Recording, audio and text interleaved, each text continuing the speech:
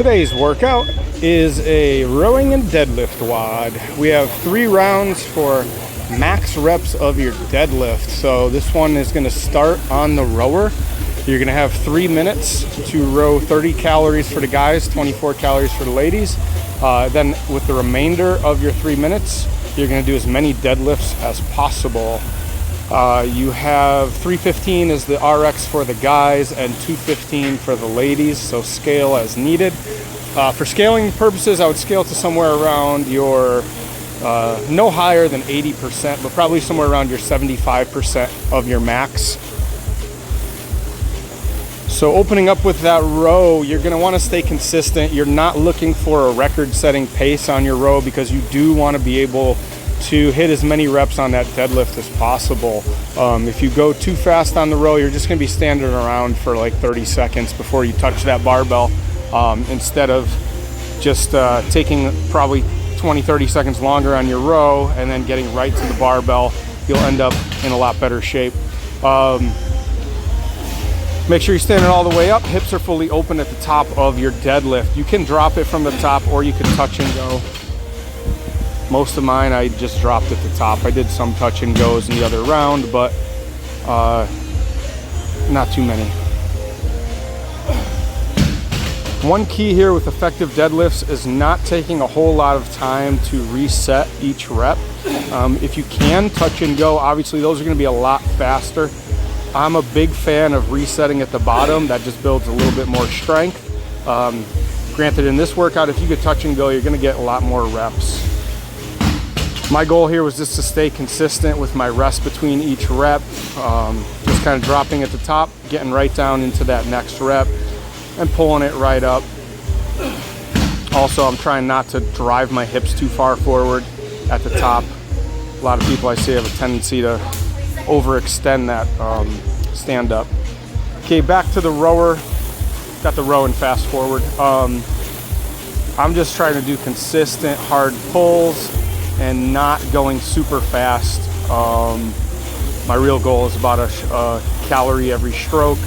I noticed my second round of deadlift, my second round of rowing seemed to be a lot more effective than the first round, and it's probably from hitting that 315 deadlift that just made my row pull a lot stronger. I did, however, get tired in the last 5 calories or so, where probably all the deadlifts and the previous round started to get to me. But overall, the row in the second round did feel quite a bit better than the first round. Make sure when you're doing that row, those legs are extending before those arms pull back, and then those arms are coming forward before those legs bend too much. You want to keep that back straight also on that row. Try not to bend over too much around that back in the forward of the catch. And don't lean back too far either. I see a lot of people leaning back. You're really taxing your core when you do that. Especially when the rest of the workout is deadlifts. You're going to need that back strength. There I did a couple touch and goes, but it also cost me a little bit. I rested probably 3-4 seconds longer than I was when I was just doing singles. Although I did want to get 3 of those in. 2 in. What did I get? I didn't see any real fall off on my deadlift. I hit 11 reps every round. Could have probably went a little more aggressive on the deadlifts, but I did want to stay consistent. I didn't want to get burned out for that row. Rowing is not my strong suit, so I didn't want to go over. I didn't really want to get to a 2-minute row on the 30 calories, and I was able to keep my rows just under that 2 minute, probably around 140 to 150. And that gave me plenty of time to get a full minute of deadlifts in every single round. The name of the game on this workout is consistency. You want to keep those, obviously all your row strokes pretty consistent, driving with those legs, big pull. Same thing on your deadlifts, no change there. Your last rep should look pretty similar to your first rep. That's it, guys. This is 11 minutes. 9 minutes of work, a little break in between each round, so you should be able to recover for the most part. Try to keep consistent with all 3 rounds being within a rep or 2 of each other. And don't go too heavy where you're only getting like a couple reps in on the deadlift. Try to set a goal of at least 6 reps, okay? If you need to cut down your row to a less calories, maybe try for the guys 25 and the ladies 20 if you need to. Keep that row under 2 minutes so that you have a full minute at least of deadlifts. That should be able to get you at least 6 deadlifts, even if it is pretty heavy. That's 1 every 10 seconds.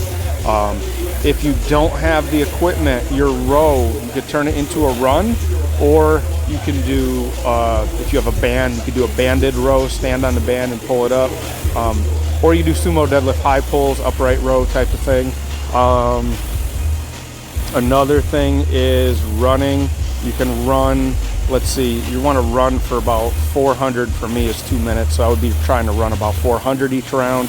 So kind of time out what your run would be for just under 2 minutes, and then try to do that every single round. Then for the deadlift, if you don't have a barbell, use dumbbells. Try to make them heavier. You can use a backpack, suitcase, something like that, and if that's too big, you could stand on something, kind of do deficit deadlifts. Use kettlebells, dumbbells, all that good stuff. All right, guys, good luck. Oh, I know one. You can load up the end of a couch with some weight, have somebody sit on it, and just lift the end of the couch. That's always a fun one. Good luck, guys. Get it done. Later.